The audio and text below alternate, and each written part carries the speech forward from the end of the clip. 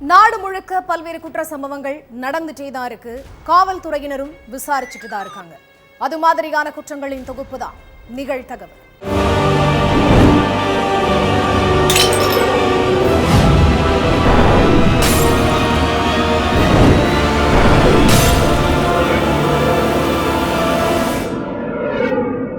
நிகழ்தகவு.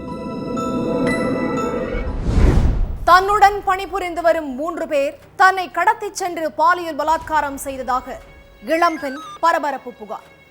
விசாரணையில் அந்த 3 பேருடனும் இளம்பெண் நெருக்கமாக பழகியது அம்பலம். தானே விருப்பப்பட்டு தனிமையில் இருந்துவிட்டு கடைசியில் 3 பேரும் தன்னை கடத்திச் சென்று பாலியல் பலாத்காரம் செய்ததாக இளம்பெண் புகார் அளித்தது ஏன்? இளம்பெண்ணுக்கும் அந்த 3 பேருக்கும் என்ன சம்பந்தம்? 3 பேரையும் அந்த இளம்பெண் மாட்டிவிட்டதன் நோக்கம் என்ன?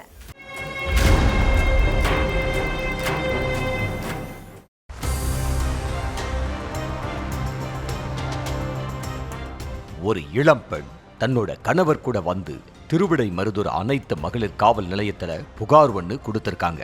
சார், என் கூட வேலை பார்க்குற 3 பேரு என்னைய கடத்திட்டு போய் ஒரு வாட்ச்மேன் கூட சேர்ந்து பாலியல் வன்கொடுமை பண்ணிட்டாங்க. அவங்க 4 பேரையும் அரெஸ்ட் பண்ணுங்கன்னு ஆவேசமா சொல்லி இருக்காங்க. பொள்ளாச்சி கூட்டு பாலியல் கேஸ் இப்பதான் ஒரு முடிவுக்கு வந்திருக்கு.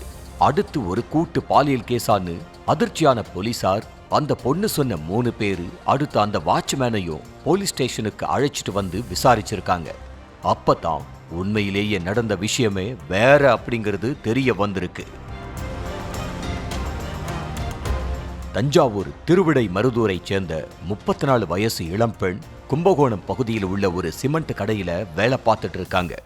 அவங்க கூட குடவாசல் மேட்டு தெருவை சேர்ந்த 29 வயசு இளைஞர் சண்முக பிரபு, பாபநாசம் சத்தியமங்கலத்தைச் சேர்ந்த 40 வயசான பிரகதீஸ்வரன், கும்பகோணம் பேட்டை வடக்கு தெருவை சேர்ந்த 40 வயசான பாஸ்கர்னு 3 பேரு வேலை பார்த்துட்டு இருக்காங்க.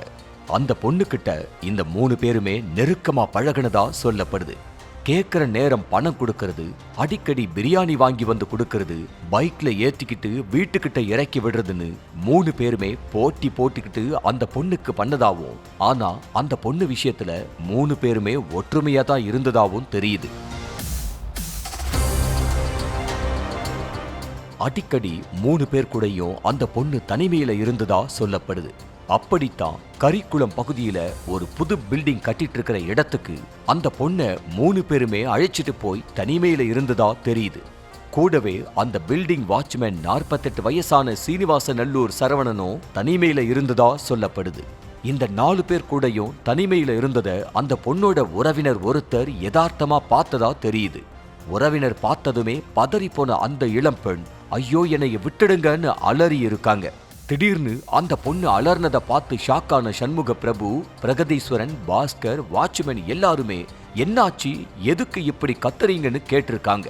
அப்போ எதுவுமே சொல்லாம அரைக்குறை ஆடையோட வெளியே ஓடி வந்து அண்ணா காப்பாத்துங்கன்னு அந்த உறவினர்கிட்ட சொல்லி இருக்காங்க அந்த பெண்ணு.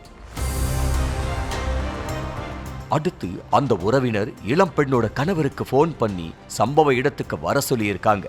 அதை பார்த்து உஷாரான ஆண்கள் 4 பேருமே இளம்பெண்ணோட கணவர் வர்றதுக்குள்ள அங்கிருந்து எஸ்கேப் ஆயிட்டாங்க.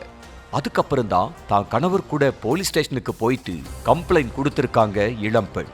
அடுத்து ஊருக்குள்ள பதுங்கியிருந்த 4 பேரையும் பிடிச்சிட்டு விசாரணையில இறங்கி இருக்காங்க போலீஸ். அப்ப சார், அந்த பொண்ணு சொல்றது முழுக்க முழுக்க பொய். நாங்க கடத்திட்டு வந்து பாலியல் வன்கொடுமை பண்ணல, அவங்க விருப்பப்பட்டு தான் எங்களோட வந்தாங்கன்னு சொல்லி இருக்காங்க. அதே மாதிரி அந்த பொண்ணு எங்க எல்லோர்கிட்டையும் நெருக்கமா இருந்ததாவும், அடிக்கடி பணம் கொடுத்துதான் தனிமையில இருந்தோம்னு சொன்னதோட ஜிபே டிரான்சாக்சனையும் காட்டி இருக்காங்க. அடுத்து அந்த பொண்ணு கிட்ட விசாரிச்சப்ப என் உறவுக்காரர் பார்த்துட்டாரு, என் கணவருக்கும் விஷயம் தெரிஞ்சிருச்சு, அதனால தான் கடத்திட்டு போய் பாலியல் வன்கொடுமை பண்ணதா பழிய தூக்கி போட்டேன்னு அதிர வச்சிருக்காங்க. அதுக்கப்புறம் சண்முக பிரபு, பாஸ்கர், பிரகதீஸ்வரன், வாட்ச்மேன் சரவணன் 4 பேரையும் கைது செஞ்ச போலீசார் எல்லா பிரச்சனைக்கும் காரணமான அந்த பொண்ணுகிட்ட தொடர்ந்து விசாரணை நடத்திட்டே இருக்காங்க.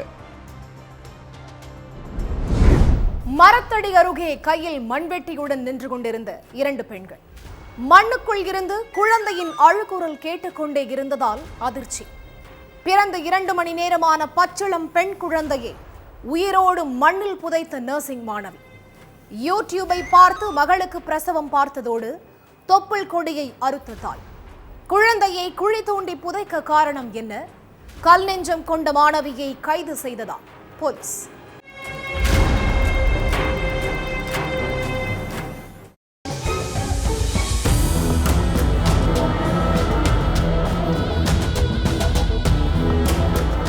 மதியம் 1 மணி இருக்கும். புதுக்கோட்டை திருமயம் பக்கத்துல இருக்கிற உதயசூரியபுரம் கிராமத்துல ஒரு குழந்தையோட அழுகை சத்தம் விடாம கேட்டுட்டே இருந்திருக்கு. இந்த பகுதியில இருக்கிற எந்த வீட்டிலையும் குழந்தை இல்ல. அப்ப எங்க இருந்து குழந்தை அழுகை சத்தம் கேக்குதுன்னு மூதாட்டி ஒருத்தங்க சுத்தி முத்தி பார்த்துக்கிட்டு இருந்திருக்காங்க. அப்ப 100 மீட்டர் தொலைவில் உள்ள மரத்துக்கிட்ட இருந்து குழந்தையோட அழுகை குரல் கேட்கவே அந்த மூதாட்டி பக்கத்துல போய் பார்த்திருக்காங்க. அங்க ஒரு இளம் பெண்ணோ அவங்க அம்மாவும் கையில மண்வெட்டியோட நின்னுகிட்டு இருக்க, இந்த உச்சி வெயில்ல அம்மாவும் பொண்ணும் இங்க என்ன பண்ணிக்கிட்டு இருக்கீங்கன்னு கேட்டு இருக்காங்க மூதாட்டி. அப்ப மூதாட்டியோட எந்த கேள்விக்கும் பதிலே சொல்லாம 2 பேரும் மாறி மாறி உளறிக்கிட்டே இருந்திருக்காங்க. அந்த நேரத்துல மண்ணுக்குள்ள இருந்து குழந்தையோட அழுகை சத்தம் கேட்டு இருக்கு. தரைக்குள்ள இருந்து வந்த அழுகை சத்தத்தை கேட்டதும் அதிர்ச்சியான மூதாட்டி அக்கம் பக்கத்துல உள்ளவங்களுக்கு குரல் கொடுத்து வர வச்சிருக்காங்க. அதுக்கப்புறம் மூதாட்டியும் அங்க இருந்தவங்களும் இளம்பெண் வச்சிருந்த மண்வெட்டிய பிடுங்கி மண்ணை தோண்டி இருக்காங்க. அந்த குழியில பிறந்து சில மணி நேரமே ஆன பச்சிலம் பெண் குழந்தை இருந்ததை பார்த்து அங்கிருந்தவங்க நடுநடுங்கி போய் நின்று இருக்காங்க. அதுக்கப்புறம் அங்கிருந்த இளம் பெண்ணுக்கும் அவங்க அம்மாவுக்கும் கை காலெல்லாம் படபடப்பாகி தலையிலிருந்து கால் வரைக்கும் வேர்த்து கொட்டி இருக்கு. உடனே அங்கிருந்தவங்க இதுல ஏதோ பெரிய வில்லங்க இருக்குன்னு போலீஸுக்கு போன் பண்ணி தகவல் கொடுத்திருக்காங்க. அடுத்த நொடியே சம்பவ இடத்துக்கு வந்த போலீஸ்காரங்க குழியில் இருந்த குழந்தைய மீட்டு ஹாஸ்பிட்டலுக்கு அனுப்பி வச்சுட்டு விசாரணையில இறங்கினாங்க. முதல்ல கையில மண்வெட்டி வச்சிருந்த இளம் பெண் கிட்ட போலீஸ் 2 அதட்டி விசாரிச்சிருக்காங்க. போலீஸ் விசாரணைக்கு பயந்த இளம் பெண்ணும் அவங்க அம்மாவும் என்ன நடந்தது அப்படிங்கறத சொல்லி இருக்காங்க. அவங்க சொன்ன விஷயம் அங்கிருந்த எல்லாருக்குமே தூக்கி வாரி போட்டிருக்கு. மேட்டுச்சாலையில் இருக்கிற பிரைவேட் காலேஜ்ல 3rd இயர் நர்சிங் படிச்சுட்டு இருந்த இளம் பெண் வினோதினியும் அதே காலேஜ்ல படிக்கிற சிலம்பரசன் அப்படிங்கிற இளைஞனும் ஃப்ரெண்ட்ஸா பழகி இருக்காங்க. நட்பா பழகின 2 பேரும் கொஞ்ச நாள்ல லவ் பண்ணவும் ஸ்டார்ட் பண்ணி இருக்காங்க. பல இடங்களுக்கு போய் காதலை வளர்த்துட்டு வந்த 2 பேருமே அடிக்கடி தனிமையில இருந்ததாவும் சொல்லப்படுது. வீட்டுல யாரும் இல்லாதப்ப காதலி வினோதினிய தன்னோட வீட்டுக்கு அழைச்சிட்டு போய் எல்லை மீறி பழகி இருக்கான் சிலம்பரசன். நாம கல்யாணம் தானே பண்ணிக்க போறோம், இப்படி இருக்கிறதுல எந்த தவறும் இல்லைன்னு சொல்லி வினோதினி மண்டைய கழுவுன சிலம்பரசன் அடிக்கடி காதலிய வீட்டுக்கு கூட்டிட்டு போய் தனிமையில இருந்திருக்கான். அதனால கொஞ்ச நாள்லயே வினோதினி கர்ப்பமாவும் ஆயிட்டாங்க. தான் கர்ப்பமா இருக்கிறத வீட்டுல உள்ள யார்கிட்டையுமே சொல்லாம மறைச்சிருக்காங்க வினோதினி. அப்பா வெளியூர்ல வேலை பார்க்கறதுனால எப்பயாவது தான் வீட்டுக்கு வந்துட்டு போவாரு. அம்மாவுக்கு உடம்பு சரியில்லாததுனால அவங்களும் மகளை சரியா கவனிக்காம விட்டுருக்காங்க. அதனால தான் கர்ப்பமா இருக்கிறத வீட்டுல உள்ளவங்க கிட்ட இருந்து மறைக்கிறது வினோதினிக்கு ரொம்ப ஈஸியா இருந்திருக்கு. அதே மாதிரி காலேஜ்ல உள்ளவங்களுக்கும் வினோதினி கர்ப்பமா இருக்கிறது தெரியல.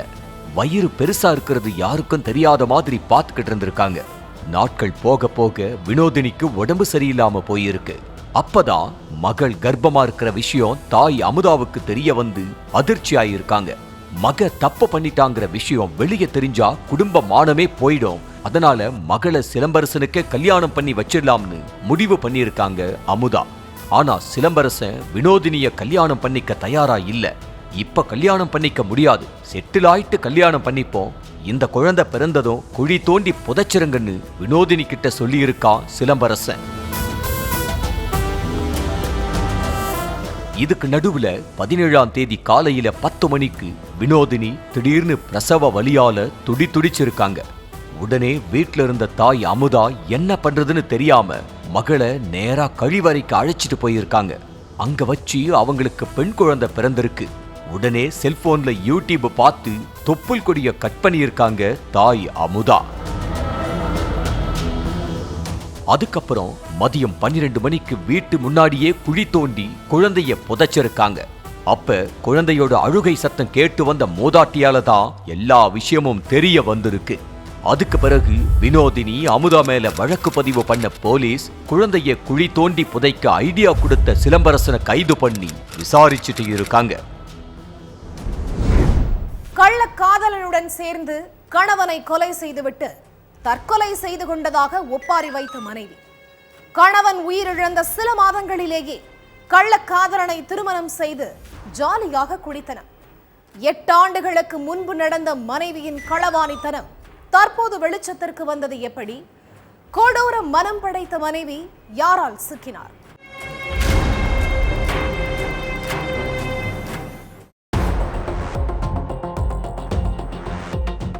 என்னதான் என் மகன் தற்கொலை செஞ்சுக்கிட்டாலும் கொஞ்ச நாள்லயே வேற ஒருத்தரை கல்யாணம் பண்ணிக்க எப்படித்தான் மனசு வந்ததோன்னு ஒரு பக்கம் மருமகள் மேல ஆத்திரம் வந்தாலும் நம்ம பொண்ணுக்கு இப்படி ஒரு நிலை வந்திருந்தா நாம இப்படியா யோசிச்சிருப்போம்னு தன்னோட மனசை சமாதானம் படுத்திக்கிட்டாங்க மாமியார். ஆனா நாளாக ஆக மருமகளோட நடவடிக்கைகள் எல்லாமே ரொம்ப மாறி இருக்கு. அது மாமியாருக்கு கோபத்தை வர வச்சதோட சந்தேகத்தையும் வர வச்சது. அண்ணன் எப்படா போவான், திண்ணை எப்படா காலியாகும்னு காத்திருந்த மாதிரியே மருமகளோட நடவடிக்கைகள் இருந்திருக்கு. இதுக்கு மேலையும் மனசுக்குள்ளேயே போட்டு புழுங்காம கம்ப்ளைண்ட் கொடுக்கறது தான் சரின்னு போலீஸ் ஸ்டேஷனுக்கு போய் புகார் கொடுத்திருக்காங்க மாமியார். புகாரை வாங்கின போலீசார் சம்பவம் நடந்து 8 வருஷம் ஆகுது, இப்ப சந்தேகப்படுறீங்க, ஏன் இவ்வளவு நாளும் சந்தேகம் வரலன்னு கேட்டப்ப, இல்ல சார், என் மருமக ஏதோ என் மகன் விஷயத்துல மறைக்கிற மாதிரி தெரியுது, விசாரிங்கன்னு ஒத்த கால்ல நின்னு இருக்காங்க மாமியார். அடுத்து மருமக வீட்டுக்கு நேர்ல போன போலீசார் உங்க கணவரோட உயிரிழப்புல சந்தேகம் இருக்கிறதா கம்ப்ளைண்ட் வந்திருக்குதுன்னு சொல்லி இருக்காங்க. அதுக்கு அவர் உயிரிழந்து 8 வருஷம் ஆகுது, இப்ப என்ன சார் சந்தேகம், அதுவும் எனக்கு இன்னொரு கல்யாணம் ஆகி போச்சு, இப்ப இதெல்லாம் பேசினா என் வாழ்க்கை பாதிக்கப்படாதா அப்படின்னு பரிதாபமா பேசியிருக்காங்க மருமகள் ஷீஜா. ஆனாலும் போலீஸ் விசாரணைய விடுற மாதிரி தெரியல. அப்ப வீட்ல இருந்த ஷீஜாவோட 2வது கணவர் எழில், என்ன சார் இதெல்லாம், முடிஞ்சு போன விஷயத்தை திரும்ப தோன்றது சரியில்லைன்னு எகிரி இருக்காரு. போலீசாரோட விசாரணைக்கு ஒத்துழைக்காத ஷீஜா ஒரு கட்டத்துல சமாளிக்க முடியாம பல உண்மைகளை கொட்டி இருக்காங்க. கன்னியாகுமரி மடிச்சல் பகுதியைச் சேர்ந்த கொத்தனார் சிவகுமாருக்கும் தெங்கம் பழஞ்சி பகுதியைச் சேர்ந்த ஷீஜாவுக்கும் கல்யாணமாகி 2 குழந்தைகள் இருக்காங்க. இதுக்கு மத்தியில தோழி ஒருத்தவங்க மூலமா ஷீஜாவுக்கு வெளிநாட்டுல வேலை பார்த்துக்கிட்டு இருந்த எழில் கூட பழக்கம் ஏற்பட்டு இருக்கு. ஷீஜா கிட்ட தினமும் செல்போன்ல பேசின எழில் அடுத்து சொந்த ஊரான குளப்புறம் பகுதிக்கு வந்திருக்காரு. சிவகுமார் வேலைக்கு போன நேரங்கள்ல ஷீஜா வீட்டுக்கு வந்து அவங்களோட தனிமையில இருந்த எழில், நாம எப்போதுமே சேர்ந்து ஒன்னா வாழணும், அதுக்கு உன் கணவர் கதையை முடிச்சிடலாம்னு சொல்லி இருக்கான். ஏற்கனவே அந்த ஒரு முடிவில் இருந்த ஷீஜா கணவனை கொல்றதுக்காக கள்ளக்காதலனை நைட் நேரத்துல வீட்டுக்கு வர வச்சிருக்காங்க. அடுத்து 2 பேரும் சேர்ந்து தூங்கிக்கிட்டு இருந்த சிவகுமார அடிச்சு தலையணையால முதுகுல அமுக்கி மூச்சை நிறுத்திட்டு அப்படியே சடலத்தை தூக்கில மாட்டி விட்டுருக்காங்க. அதுக்கப்புறம் நைட்டோட நைட்டா எழில வீட்டை விட்டு அனுப்புன ஷீஜா விடிஞ்சதுக்கு அப்புறம் கடன் பிரச்சனையினால தற்கொலை செஞ்சுக்கிட்டாரேன்னு ஒப்பாரி வச்சிருக்காங்க. ஏற்கனவே தலைக்கு மேல கடன் பிரச்சனையும் இருந்ததுனால சொந்த பந்தங்கள் யாருமே எந்த புகாருமே கொடுக்கல. சிவகுமார் சடலத்தை அடக்கமும் பண்ணிட்டாங்க. அப்பாடா, நினைச்சபடி எல்லாத்தையும் சக்சஸா முடிச்சிட்டோம்னு நிம்மதியா பெருமூச்சு விட்ட ஷீஜா கணவர் உயிரிழந்த கொஞ்ச நாள்லயே எழில திருமணம் பண்ணி வாழ்க்கையை நடத்த ஆரம்பிச்சிட்டாங்க. எப்படியோ நல்லா இருந்தா சரின்னு அப்பவும் யாரும் எதுவும் கண்டுக்கல. ஆனா அதுக்கப்புறம் ஷீஜா ரொம்ப மகிழ்ச்சியா இருந்திருக்காங்க. கணவரோட நினைவுனால கூட மறந்துட்டு பிள்ளைகளை கூட கவனிக்காம இருந்திருக்காங்க. ஒரு நாள் ஷீஜாவும் எழிலும், நல்ல வேளை என் கனவு கதைய முடிச்சோம், இல்லன்னா காலம் முழுக்க சேர்ந்திருக்கவே முடியாதுன்னு பேசிட்டு இருந்திருக்காங்க. இத கேட்ட ஷீஜாவோட பிள்ளைங்க சிவகுமாரோட அம்மாவான தன்னோட பாட்டி கிட்ட சொல்லி இருக்காங்க. அதுக்கப்புறம் தான் மருமகளோட நடவடிக்கைகளை கவனிச்சதுல மாமியாருக்கும் சந்தேகம் வந்திருக்கு. அந்த சந்தேகம் தான் ஷீஜாவோட திருட்டு வேலைய 8 வருஷத்துக்கு அப்புறம் வெளிச்சத்துக்கு கொண்டு வந்திருக்கு. இப்ப கள்ளக்காதலனோட சேர்ந்து ஜோடியா கம்பி எண்ணிக்கிட்டு இருக்காங்க ஷீஜா. பல நாள் திருடன் ஒரு நாள் அகப்படுவான் அப்படிங்கிறதுக்கு இந்த சம்பவம் தான் சாட்சி. வீட்டில் ரகசிய கேமரா பொருத்தி இளம்பெண் குளிப்பதை 2 ஆண்டுகளாக மிசோரமில் இருந்து ரசித்த ராணுவ வீரர். புதுமனை புகு விழா நிகழ்ச்சிக்கு ஒன்று கூடிய உறவினர்கள் நிர்வாணமாக இருந்த வீடியோக்களை காண்பித்து இளம்பெண்ணை உல்லாசத்துக்கு அழைத்த கொடூரர். தன் இச்சைக்கு இணங்காவிட்டால் வீடியோவை சமூக வலைதளங்களில் வெளியிடுவேன் என மிரட்ட ராணுவ வீரரின் வில்லத்தனம் வெளிவந்தது எப்படி? ராணுவ வீரர் மீது போலீசார் எடுத்த நடவடிக்கை என்ன?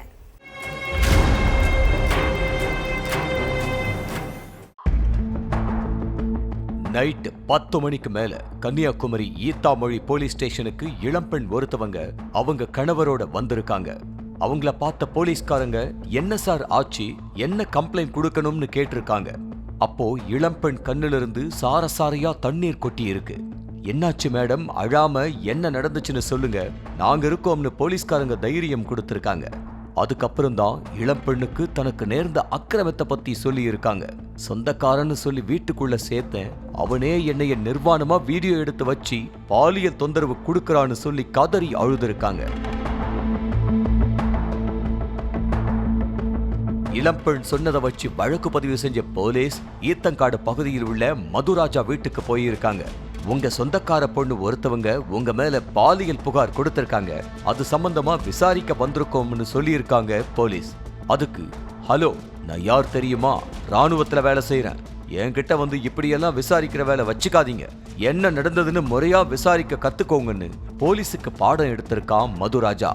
அவன் பேச்சிலேயே அவன் எப்படிப்பட்டவனா இருப்பான்னு ஸ்கேன் பண்ண போலீஸ் மதுராஜாவை தள்ளிவிட்டு அவன் வீட்டுக்குள்ள போய் சோதனை பண்ணி இருக்காங்க. அப்ப கட்டில் மேல 3 செல்போனும் கூடவே மெமரி கார்டும் இருந்திருக்கு. அது எல்லாத்தையும் கைப்பற்றின போலீஸ் மதுராஜாவை அலேக்கா ஸ்டேஷனுக்கு தூக்கிட்டு போய் சிறப்பா கவனிச்சிருக்காங்க. அதுலதான் பல அதிர்ச்சியான தகவல்கள் எல்லாம் வெளிவந்து அதிர்ச்சியை ஏற்படுத்தி இருக்கு. 35 வயசான இளம்பெண் ஈத்தாமொழியில இருக்கிற பிரைவேட் கம்பெனில வேலை பார்த்துட்டு இருக்காங்க. இவங்களுக்கு கல்யாணமாகி 2 பசங்க இருக்காங்க. அதே ஏரியாவில் இளம்பெண் வீடு ஒன்று கட்டியிருக்காங்க. அதுக்கு 2 வருஷத்துக்கு முன்னாடி கிரகப்பிரவேசம் பண்ணியிருக்காங்க. அதுக்காக சொந்தக்காரங்க எல்லாரையும் புது வீட்டுக்கு அழைச்சி தடபுடலா விருந்து வச்சிருக்காங்க இளம்பெண். அப்பதான் ராணுவத்துல வேலை பார்க்கிற சொந்தக்காரர் மதுராஜாவையும் கிரகப்பிரவேசத்துக்காக இன்வைட் பண்ணியிருக்காங்க. மதுராஜா இளம்பெண் கணவரோட தூரத்து சொந்தம். கிரக பிரவேசத்துக்கு போன மதுராஜா வீடு முழுக்க சுத்தி பார்த்துட்டு குளியல் அறையில ரகசிய கேமராவை வச்சுட்டு அன்னைக்கே மிசோரத்துக்கு வேலைக்கு போயிருக்கான். மிசோரத்திலிருந்து கடந்த 2 வருஷமா இளம்பெண் குளிக்கிறத செல்போன் மூலமா பார்த்துட்டு இருந்திருக்கா. இதுக்கு நடுவுல லீவுக்காக சொந்த ஊருக்கு வந்த மதுராஜா நேரா இளம்பெண் வீட்டுக்கு போய் அவங்க குளிக்கிற வீடியோவை காட்டி பாலியல் ரீதியா தொந்தரவு பண்ணியிருக்கான். அந்த வீடியோவை பார்த்ததும் அதிர்ச்சியில உறைஞ்சு போன இளம்பெண் கிட்ட, நான் சொல்ற மாதிரி நீ என்கிட்ட நடந்துக்கணும், அப்படி இல்லைன்னா சமூக வலைத்தளங்கள்ல ஃபுல்லாவும் வீடியோ தான் வைரல் ஆகும்னு மிரட்டி இருக்கான். ஆனா அவன் மிரட்டலுக்கு அடிபணியாத இளம்பெண் இந்த விஷயத்த தன்னோட கணவர்கிட்ட சொல்லி இருக்காங்க. அதுக்கப்புறமா கணவன் மனைவி 2 பேரும் போலீஸ் ஸ்டேஷனுக்கு போய் மதுராஜா மேல புகார் தெரிவிச்சிருக்காங்க. மதுராஜா கிட்ட இருந்து கைப்பற்றின 3 செல்போன் கேலரியில பெண்கள் பாத்ரூம்ல குளிக்கிற வீடியோக்கள் தான் இருந்திருக்கு. பாத்ரூம்ல உள்ள ஜன்னல் பக்கத்துல ரகசிய கேமராவை வச்சு இளம்பெண் குளிக்கிறத லைவா பார்த்து ரசிச்சது விசாரணையில தெரிய வந்திருக்கு. அடுத்து அவ மேல வழக்கு பதிவு பண்ண போலீஸ் மதுராஜாவை நீதிமன்றத்துல ஆஜர்படுத்தி சிறையில தள்ளி இருக்காங்க. சொந்தக்கார பெண்ணையே வீடியோ எடுத்தவன் ஊர்ல உள்ள மத்த பெண்களையும் வீடியோ எடுத்திருக்கானா, இதுக்கு பின்னால அவ மட்டும்தான் இருக்கானா இல்ல வேற யாராவது இருக்காங்களான்னு கண்டுபிடிக்க தீவிரமா விசாரணையில இறங்கி இருக்காங்க போலீஸ். அன்னோன் நம்பரில் இருந்து வந்த போன் கால், சிபிஐ போலீஸ் பேசுவதாக கூறிய மர்ம நபர்கள், போதைப் பொருள் ஆட்கடத்தல் புகார் வந்திருப்பதாக கூறி பகிரங்க மிரட்டல், உடனடியாக ரூபாய் 2 கோடி அனுப்ப வேண்டும், இல்லை என்றால் குடும்பத்தோடு சிறையில் கம்பி எண்ண வேண்டும் என அலறவிட்ட கும்பல். டிஜிட்டல் அரெஸ்ட் மூலம் 1 கோடி ரூபாய்க்கு மேல் பணத்தை சுருட்டிய கேடி கும்பல் சிக்கியதா? பின்னணி என்ன?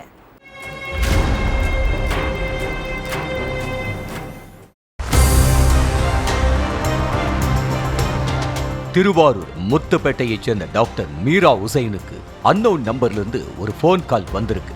ஹாஸ்பிட்டல்ல இருந்துதான் யாரோ போன் பண்றாங்கன்னு நினைச்சு காலை அட்டன் பண்ணியிருக்காரு மீரா உசைன். ஆனா எதிர்முனையில பேசினவங்க சிபிஐ போலீஸ் பேசுறேன்னு சொல்லி இருக்காங்க. அதோட உங்க மேல போதைப் பொருள் ஆட்கடத்தல் புகார் வந்திருக்கணும், உங்க மேல ஆக்ஷன் எடுக்க போறோம்னு மிரட்டுற துணியில பேசி இருக்காங்க. திடீர்னு சிபிஐ போலீஸ்ல இருந்து போன் வந்ததும் மீரா உசேன் பதறி போயிருக்காங்க. என்ன சார் சொல்றீங்க, நான் அப்படியெல்லாம் எந்த தப்பும் பண்ணலையேன்னு சொல்லி இருக்காரு மீரா உசேன். நீங்க தப்பு பண்ணாமலா உங்க மேல கம்ப்ளைண்ட் வந்திருக்குன்னு எகத்தாளமா பேசியிருக்காங்க போன்ல பேசின அந்த கும்பல். இப்ப போனை வையுங்க, கொஞ்ச நேரத்துல மறுபடியும் கால் பண்றோம்னு போனை கட் பண்ணி இருக்காங்க. அடுத்த அரை மணி நேரத்துல திரும்பவும் கால் வந்திருக்கு. முதல் முறை வந்த மாதிரி இது நார்மல் கால் இல்லாம வீடியோ காலா வந்திருக்கு. எதுக்கு இப்ப வீடியோ கால் பண்றாங்கன்னு ஒருவித பதட்டத்தோட போன் அட்டன் பண்ணி பேசியிருக்காரு மீரா உசேன். அப்ப வீடியோ கால்ல டிப் டாப்பா பாக்குறதுக்கு நெஜ போலீஸ் மாதிரியே ரெண்டு பேரும் பேசி இருக்காங்க. நாங்க சிபிஐ ஆபீசர்னு சொல்லி இருக்காங்க. சொல்லுங்க சார், எதுக்கு எனக்கு கால் பண்ணியிருக்கீங்கன்னு மீரா உசேன் கேட்க, நீங்க போதைப் பொருள் கடத்தல்ல ஈடுபட்டதா கம்ப்ளைண்ட் வந்திருக்கு, கிட்டத்தட்ட உங்க மேல மட்டும் 30 பேர் கம்ப்ளைண்ட் கொடுத்திருக்காங்கன்னு சொல்லி இருக்காரு. சட்டத்துக்கு புறம்பா நம்ம இதுவரைக்கும் எதுவும் பண்ணலையேன்னு குழப்பமடைஞ்சிருக்காரு மீரா உசேன்.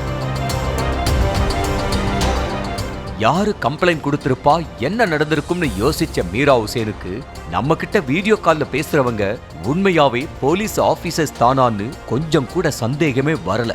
அதுக்கு ஒரு காரணம், வீடியோ கால்ல பேசினவங்க பாக்குறதுக்கு போலீஸ் மாதிரியே இருந்தது மட்டும் இல்லாம அவங்க பேசின இடத்தோட பேக்ரவுண்ட் வியூவும் போலீஸ் ஸ்டேஷன் மாதிரியே இருந்ததுதான். கேஸ் ரொம்ப பெரிய விஷயமா மாறிட்டு இருக்கிறதாவோ, இப்படியே போச்சுன்னா கூடிய சீக்கிரம் ஜெயில்ல குடும்பத்தோட கம்பி எண்ணிட்டு இருப்பீங்கன்னு சொல்லி இருக்காங்க. அதோட இந்த கேஸ்ல இருந்து நீங்க தப்பிக்கணும்னா உடனே 2 கோடி ரூபாய் கொடுக்கணும்னு மிரட்டி இருக்காங்க.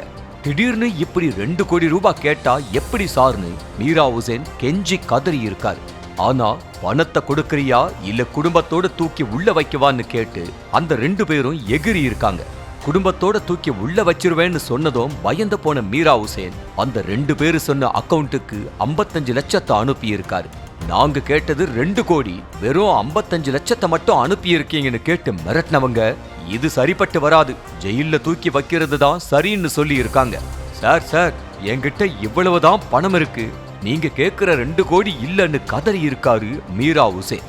அதுக்கப்புறம் அங்க இங்கன்னு புரட்டி அதே அக்கவுண்ட்டுக்கு 64,20,000 ரூபாய் டிரான்ஸ்பர் பண்ணி இருக்காரு.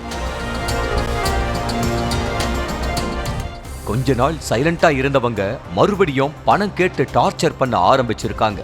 அப்பதான் ஒருவேளை இவங்க மோசடி கும்பலா இருக்குமான்னு மீரா உசேனுக்கு சந்தேகத்தை ஏற்படுத்தி இருக்கு. அதனால ஃப்ரெண்ட்ஸ் மூலமா போலீஸ் ஆபீசர் கிட்ட விசாரிச்சப்பதான் இது முழுக்க முழுக்க ஃப்ராடு கும்பலோட பித்தலாட்டத்தனோங்கிறது மீரா உசேனுக்கு தெரிய வந்திருக்கு. அவசரப்பட்டு 1,19,20,000 ரூபாய் பணத்தை இழந்துட்டோமேன்னு கதறின மீரா உசேன் நேரா திருவாரூர் சைபர் கிரைம் போலீஸ் ஸ்டேஷன்ல போயிட்டு நடந்த எல்லாத்தையும் சொல்லி கம்ப்ளைண்ட் கொடுத்திருக்காரு. அதனுடைய அடிப்படையில வழக்கு பதிவு செஞ்ச போலீஸ் டிஜிட்டல் அரெஸ்ட்ங்கிற ஆன்லைன் மோசடியில ஈடுபட்டவங்களை வலை வீசி தேடி இருக்காங்க. அப்ப திருச்சியை சேர்ந்த ஜாகிர் உசேனும் அதே ஊரை சேர்ந்த பெனட்ரிக் ராஜுவும் தான் இந்த மோசடியில் ஈடுபட்டது தெரிய வந்துச்சு. அடுத்து 2 பேரையும் கைது செஞ்ச போலீஸ் ஸ்டேஷனுக்கு தூக்கிட்டு வந்து விசாரணை பண்ணி இருக்காங்க. அதுலதான் 2 பேரும் மோசடியில ஈடுபட்டது எப்படின்னு தெரிய வந்துச்சு. டெலிகிராம் மூலமா எப்படி எளிய முறையில சம்பாதிக்கலாங்கிறது செக் பண்ணி இருக்காங்க. அப்பதான் வசதியா இருக்கிறவங்களோட நம்பருக்கு போன் பண்ணி டிஜிட்டல் அரெஸ்ட்ங்கிற மோசடியில ஈடுபட்டு வந்தது தெரிய வந்திருக்கு. அதுக்கப்புறம் ஜாகிர் உசேன் பெனட்ரிக் ராஜுவையும் நீதிமன்றத்தில் ஆஜர்படுத்தி சிறையில அடைச்ச போலீஸ் அந்த 1,19,20,000 ரூபாய் பணத்தை பறிமுதல் பண்ற வேலையில தீவிரமா ஈடுபட்டு வர்றாங்க. போலீஸ்ல இருந்து பேசுறோம், சிபிஐல இருந்து பேசுறோம்னு யாரு என்ன சொன்னாலும் அதை அப்படியே நம்பாம உஷாரா இருங்கன்னு காவல்துறையிலிருந்து அடிக்கடி அறிவுறுத்திக்கிட்டே தான் இருக்காங்க.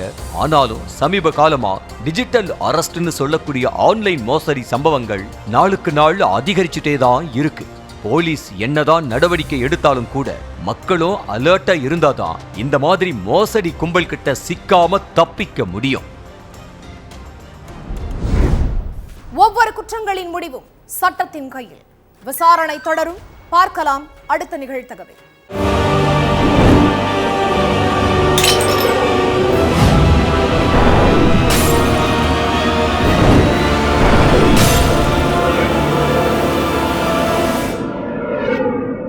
நிகழ்தகவு.